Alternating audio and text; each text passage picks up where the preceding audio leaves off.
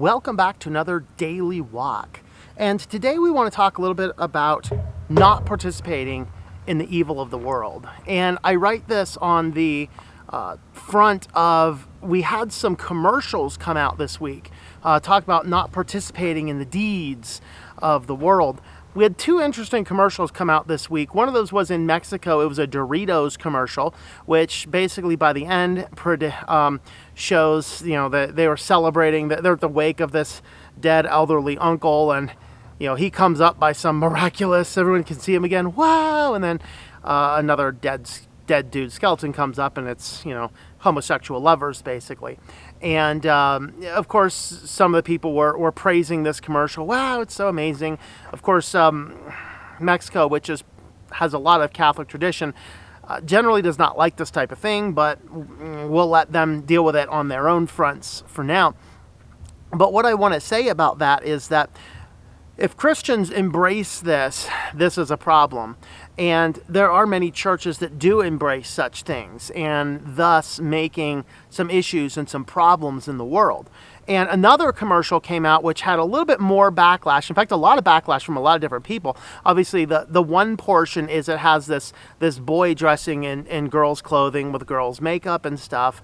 And it was it's just another one of these indoctrinatory pushings towards transgender and cross-dressing boys. And I think it was Matt Walsh that did a good analysis saying they have to focus so much on the boys because the girls naturally gravitate towards us in a way. Boys, it's a little bit harder in some respects. But in this commercial, not only do we have the cross-dressing boy, we also have the goth witch who ends up apparently killing a child at the end of the commercial. Like, what are you talking about? Now, anyone who would celebrate these things needs to learn some lessons from the scriptures, because the scriptures do give us some pretty good things about not participating in the deeds of evil. And the primary verse I'd like to look at is Ephesians 5, verses 6 to 13.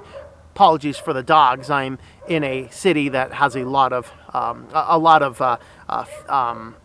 canine friends. So it says here, let no one deceive you with empty words, for because of these things the wrath of God comes upon the sons of disobedience. Therefore do not be partakers with them, for you were formerly darkness, but now you are of the light of the Lord. Walk as children of the light. For the fruit of the light consists in all goodness and righteousness and truth, trying to learn what is pleasing to the Lord. And this is the important part. Do not participate in the unfruitful deeds of darkness, but instead even expose them. And that's why we're talking about this. If you have not seen these commercials, then look them up. Because we have to not participate in the unfruitful deeds of engaging in transgenderism. Child murder obviously is a bad thing. Goth witches, a little out there.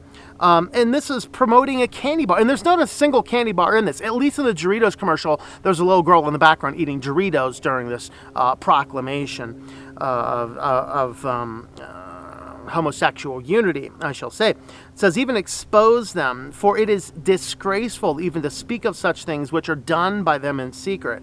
But all things become visible when they are exposed by the light, for everything that becomes visible is light. And that is the thing that we have to remember, is that it is our solemn duty as Christians to point out the inconsistencies of the world. We cannot be partaking with these commercials. And it raises the question, should we be protesting against these things? Should we be holding boycotts of Twix and Doritos and things like that? And I would say, if you have the option, I know if I have the option now between Doritos and maybe the store brand, I might just go with the store brand instead, because I don't want to enrich a company that tries to push this propaganda on the world. Now, it's a little bit different. There was a time back when there was a board member at McDonald's, and he's probably still there. He's a board member at McDonald's. He was probably a homosexual. He was donating to homosexual causes, and people were saying, oh, don't support McDonald's because you have this board member. Well, that's a little bit different thing than the company itself pushing out a lot of propaganda.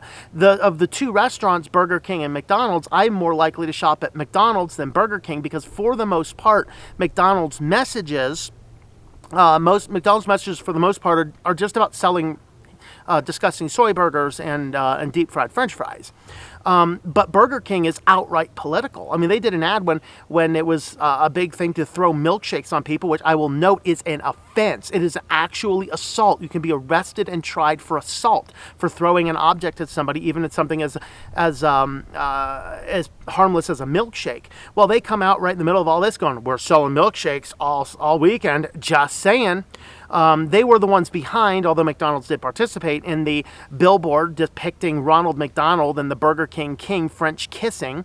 So I'm really not inclined to support either one of the companies. But when it comes down to it, a company like Burger King that is so out there pushing these liberal agendas, which are contrary to the sound teachings of Scripture, I'd be more inclined to not shop there as I would be the company that is just selling their products in fairly benign ways, humorous or otherwise whatever, but as long as you're not pushing these agendas. Now, maybe they are. I don't watch enough television to see a lot of their commercials. But the fact of the matter is, we also have to remember, I want to look at the last part of Romans as well. Last part of Romans chapter 1. We're going to start Romans chapter 1, verses 28 to 32. And it says, and just as they did not see fit to acknowledge God any longer, God gave them over to a depraved mind to do those things which are not proper, and being filled with unrighteousness, wickedness, greed, evil, full of envy, murder, strife, deceit, malice, they are gossips, slanderers, haters of God, insolent, arrogant, boastful, inventors of evil, disobedient to parents, without understanding, untrustworthy, unloving, unmerciful. So that's this broad category. This is the exhortation at the end, verse 32. Although they know the ordinance of God, and that those who practice such things are worthy of death, they are not only do the same, but they give hearty approval to those who practice them. So this is a group of people like, wow, that is so godless and evil. Let's participate. I give you approval. It's kind of like, I don't know. I was going to use some example, but I'm not sure it ties so close to that, so we'll skip that for now. But going back to that principle, do we boycott companies that engage in these things? I would say leading a protest and a boycott, probably not. Maybe not. Maybe it'll cause them to change. But we have to remember, does Twix really care about the transgender boy goth witch murdering cult? No, they're just trying to bring in woke points. It wasn't like they didn't necessarily say, oh, it's good to kill a child, but what they were doing is they were pushing against a child who was allegedly bullying a kid for wearing a dress. And of course, the dress, then the most cringeworthy line in that is this one. Dressing like this makes me feel good. It makes me feel good.